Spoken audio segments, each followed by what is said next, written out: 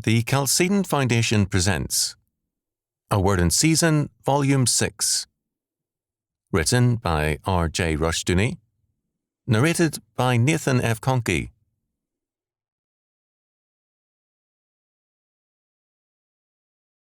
1. Faith.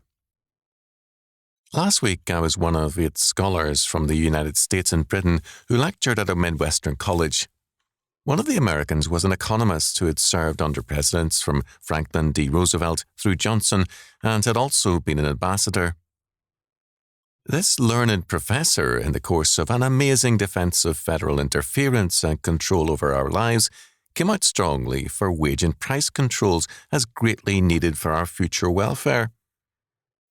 We can give up certain freedoms, he felt, and be the better for it, because the federal government would then have the freedom to act for our interests.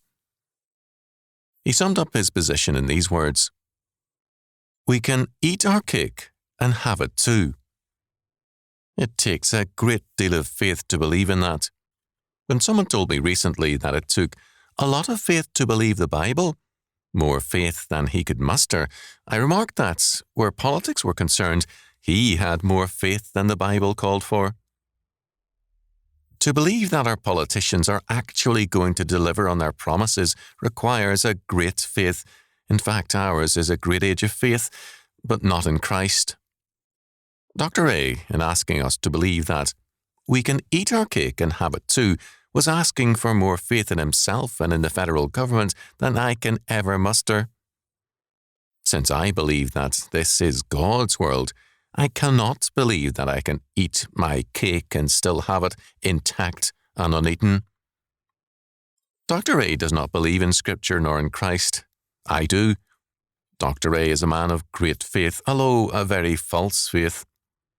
He believes that he and other intellectual bureaucrats can, through the federal government, perform amazing miracles.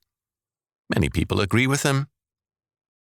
Faith in itself is not enough. It must be in Christ. All men have faith in something, and usually the amount and intensity of their faith is staggering, as with Dr. A.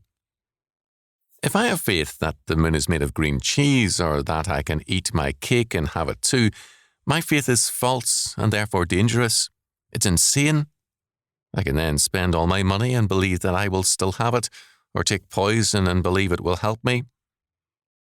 Our problem is not a lack of faith, but too much false faith. True faith is to believe in Jesus Christ. It is to believe that God is, and that He is a rewarder of them that diligently seek Him. Hebrews 11:6. It means believing that God's world is a law order, and that God does not bless the kind of muddled thinking Dr. A represents. If our faith rests on any other foundation than the triune God and His redeeming power through Christ, it's false. What are your foundations?